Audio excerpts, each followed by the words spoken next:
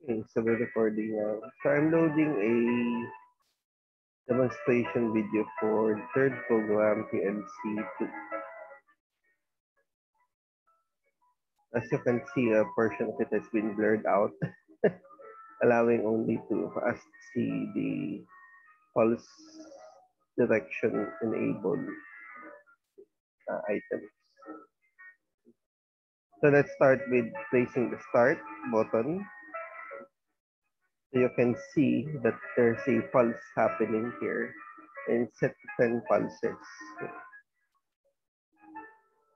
After 10 pulses, the directionality changes, and then you get a sign off on the enable.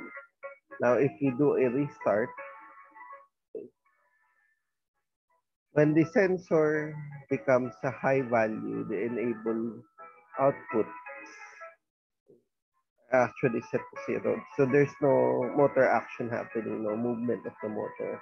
When the sensor goes to 0, the pulses and the enable button start to happen once more. Okay. When it goes too high, it stops. Okay. And then when it proceeds to the next one, okay, so it continues on until it reaches the end of the reverse direction, so also 10 cycles only. So this is the demonstration video for PLC program 2.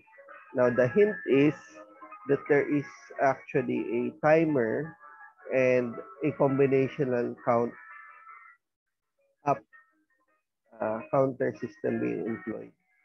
So one counter system monitors the system as it goes the full extent of the clockwise rotation, and the other one when it comes back down to the counterclockwise rotation, and then stops. I guess that does it for the material. Let's go on to pause stop the recording.